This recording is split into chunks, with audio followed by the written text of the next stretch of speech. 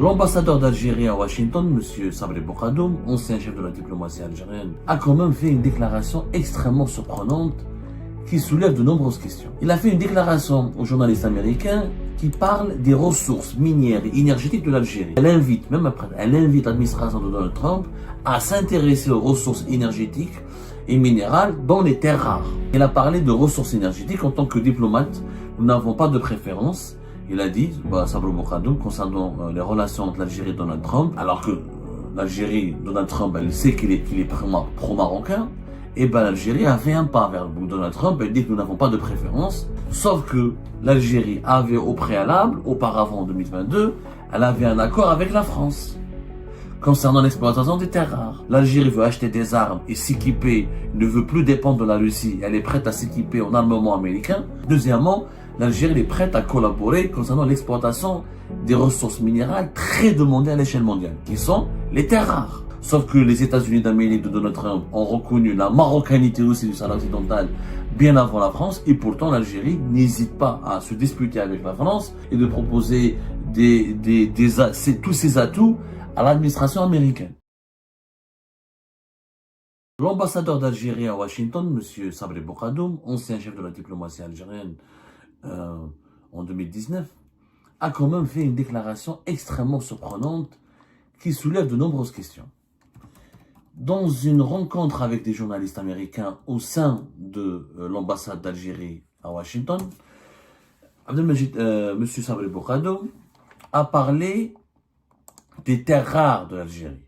Sabri Bourgadoum n'est pas n'importe lequel. Je rappelle qu'il est ambassadeur d'Algérie aux États-Unis depuis le 31 octobre 2023, mais qu'il était le chef de la diplomatie algérienne depuis avril 2019 jusqu'au 8 juillet 2021. C'est l'un des poids lourds de la diplomatie algérienne. C'est un homme extrêmement expérimenté, extrêmement connu, et qui a occupé des postes très importants.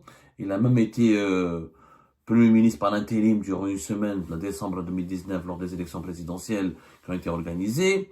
Il a été représentant de l'Algérie aux Nations Unies de 2013 à 2019, ambassadeur d'Algérie au Portugal, au Côte d'Ivoire. Il est même considéré comme potentiel successeur d'Abdelmadjid Tebboune à l'avenir, même si on va dire qu'il n'est pas non plus très très jeune, mais bon, ça reste un poids lourd de la diplomatie. Il a 66 ans. Il ne parle pas pour ne rien dire. Il est très intelligent, Sabri Bourgadoum. Il pèse ses mots. Il a fait une déclaration aux journalistes américains qui parle des ressources minières et énergétiques de l'Algérie, que l'Algérie est prête à collaborer. Elle invite l'administration de Donald Trump à s'intéresser aux ressources énergétiques et minérales dans les terres rares, dans les fameuses terres rares dont beaucoup parlent, mais en Algérie, c'est des ressources minérales très peu connues, alors que ce sont des ressources stratégiques. Qu'est-ce qu'il a dit exactement Sabri Bourgadoum? Sabri Bourgadoum a fait cette déclaration, rapportée par les titres de la presse, un média américain qui s'appelle Defense Scoop, dont nous avons parlé hier, parce que nous avons déjà consacré une émission à la prise de parole de Sabri Bourgadoum à la presse américaine concernant les relations algéro-américaines, le développement, l'approfondissement inédit. Hier, on avait abordé le point de vue de comment l'Algérie, pour la première fois de l'histoire, elle montre beaucoup de prédisposition à acheter des armes à l'industrie militaire américaine, qu'elle demande aux États-Unis d'Amérique de lui vendre des armes et de collaborer avec elle pour l'aider militairement en Algérie à se développer, à se sécuriser. Ensuite, deuxième angle qui a été abordé, l'angle important qui a été abordé par Sabri Bourgadoum avec les journalistes américains, qui a été révélé dans ce journal Defense Scoop, qui est un média américain spécialisé dans les questions de la défense et l'information militaire et sécuritaire. Il a parlé de ressources énergétiques. En tant que diplomate, nous n'avons pas de préférence. Il a dit, Sabri Bourgadoum, concernant les relations entre l'Algérie et Donald Trump, les journalistes américains sont intelligents, ils ont posé cette question parce qu'ils savent très bien que Donald Trump n'est pas davantage pro-marocain. Donald Trump est celui qui, en 2020, avant son départ, en décembre 2020, a reconnu la souveraineté ou la marocanité du Sahara occidental. Et c'est lui qui a œuvré pour que le Maroc et Israël normalisent leurs relations diplomatiques. Et qui a permis au Maroc et à Israël ensuite d'aller vers des partenariats comme une alliance militaire en novembre 2021. C'est ce qui a d'ailleurs poussé l'Algérie à rompre ses relations diplomatiques et à considérer le Maroc comme un adversaire, voire comme un ennemi. Le point des problèmes, le conflit algéro-marocain a basculé dans le pire ou dans une dimension cauchemardesque, voilà, dans une dimension, les relations algéro-marocaines sont caractérisées par des hostilités extrêmement violentes depuis que Donald Trump a permis au Maroc de jouir de la marocanité du Sahara occidental. Du point de vue c'est pas l'ONU, les États-Unis, mais c'est quand même les États-Unis, pilier du Conseil de sécurité de l'ONU. C'est à partir de cela c'est à partir de ce moment-là que le conflit algéro-marocain a basculé dans une animosité inédite, extraordinaire. Et là, alors que l'Algérie, Donald Trump, elle sait qu'il est pro-marocain, et ben l'Algérie a fait un pas vers Donald Trump, elle dit que nous n'avons pas de préférence, nous travaillons avec chaque administration, bien sûr nous essayons de mettre en avant notre potentiel auprès de la nouvelle administration, avec le président Trump qui a exprimé ses intérêts pour les accords, nous tenterons de convaincre l'administration des avantages de collaborer avec l'Algérie. Et pas des accords qui ont été conclus par le passé avec l'Algérie, notamment dans le cadre d'un dialogue militaire. Et plus loin, il dit que l'Algérie est prête à discuter avec les États-Unis d'un accord portant sur ses riches ressources naturelles et minérales. Riches ressources naturelles et minérales.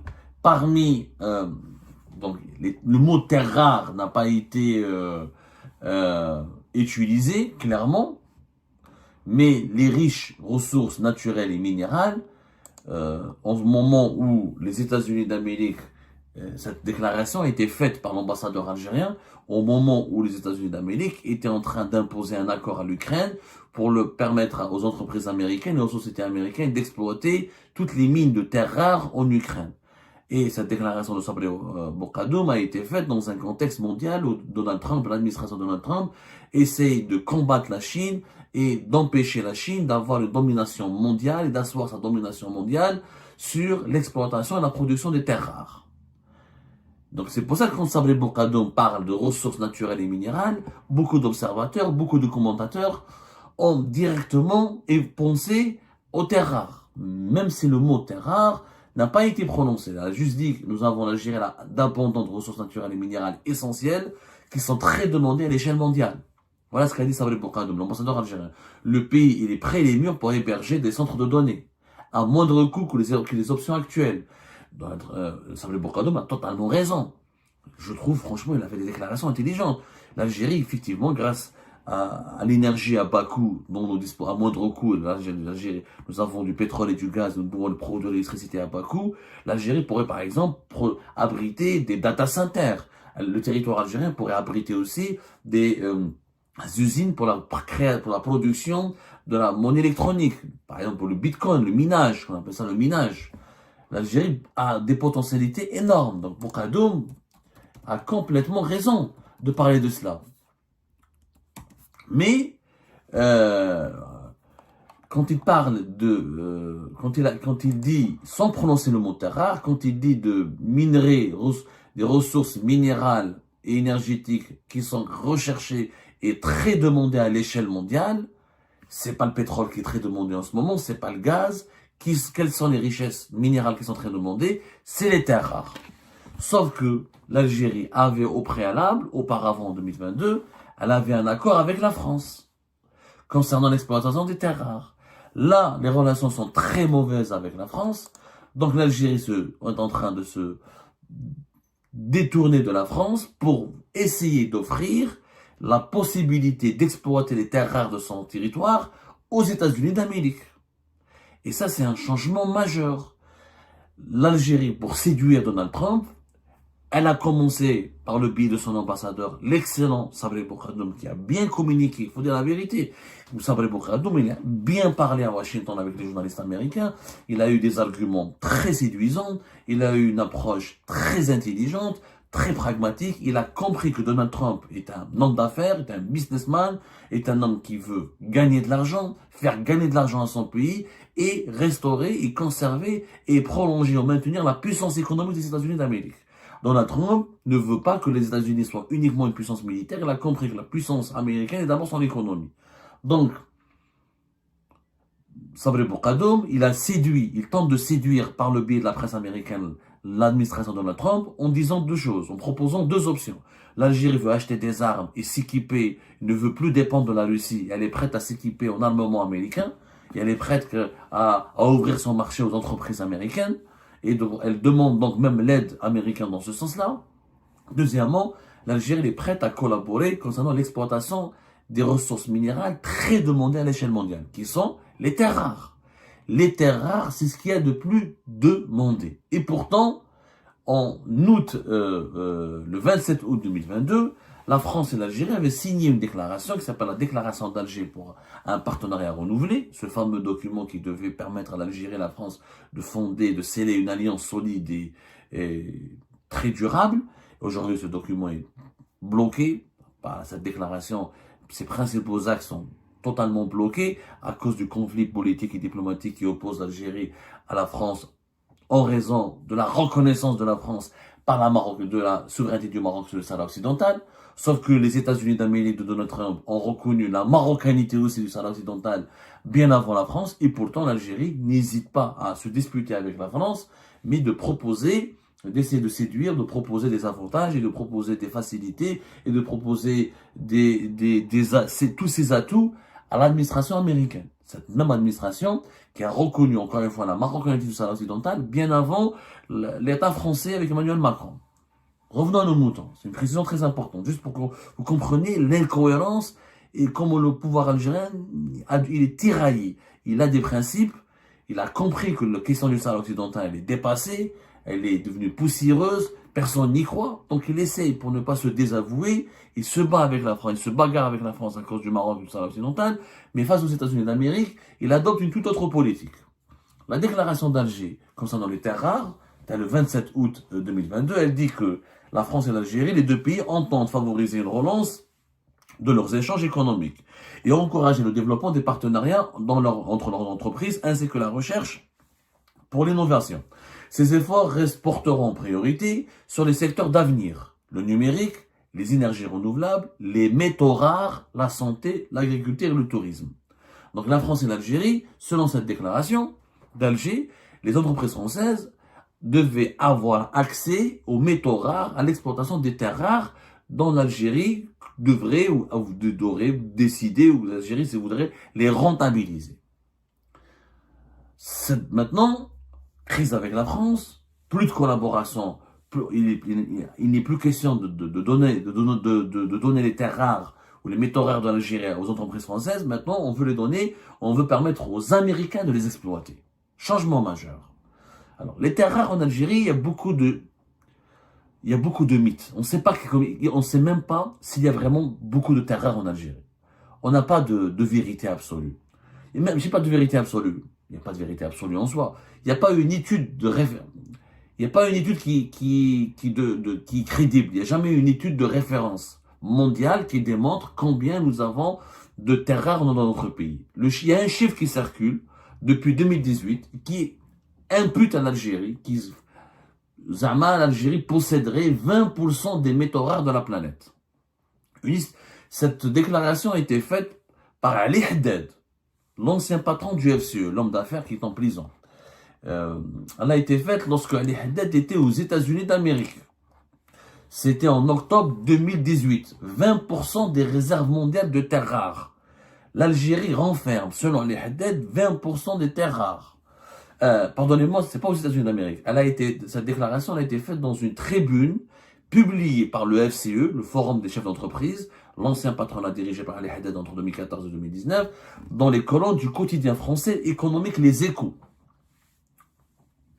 À l'époque, cette tribune du FCE d'Ali Haddad parlait d'un groupe de métaux dont les propriétés sont très recherchées dans de nombreuses applications de pointe et bases essentielles de l'industrie, de haute technologie.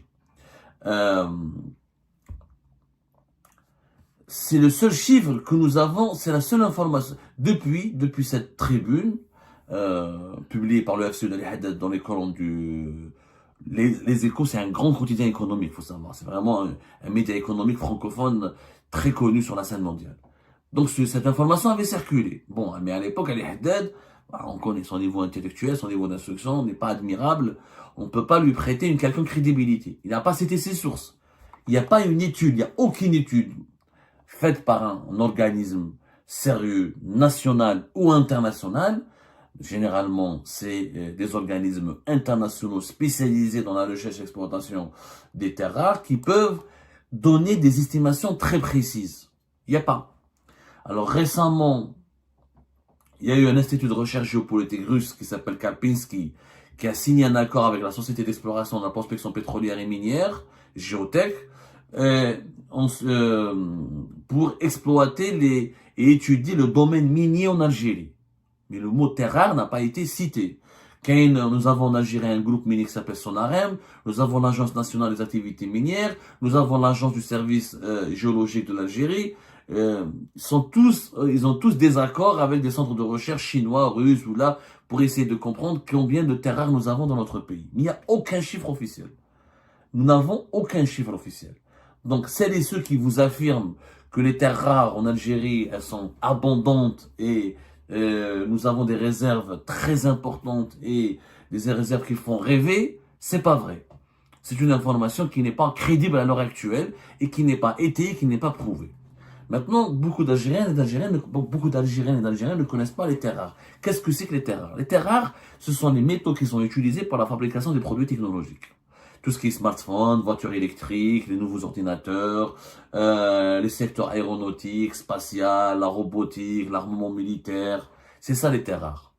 On les appelle pas terres rares parce qu'ils sont rares. Les terres rares, au contraire, les métaux rares, d'où les terres rares sont disponibles dans beaucoup de pays à travers le monde et et pratiquement dans tous les continents. On les appelle rares parce que leur traitement et leur exploitation, elle est compliquée et coûteuse.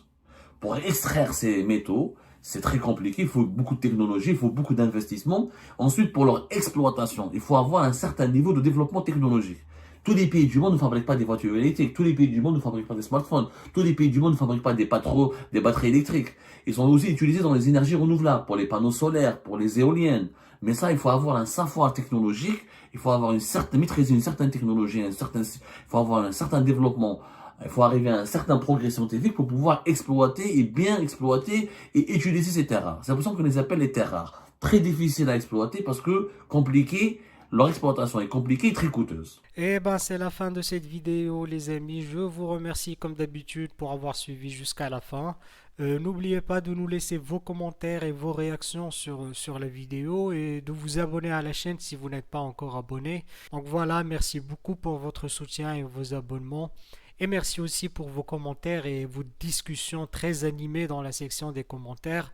Donc, vous n'oubliez jamais de décortiquer bien un sujet sur tous les points qui ont été abordés dans la vidéo et ça fait vraiment plaisir moi-même je ne fais pas de commentaires, je m'appuie sur vous pour que vous puissiez bien expliquer les choses et en faire des discussions civilisées et dans tout le respect possible. Donc voilà, merci beaucoup et à la prochaine dans une nouvelle vidéo. Au revoir.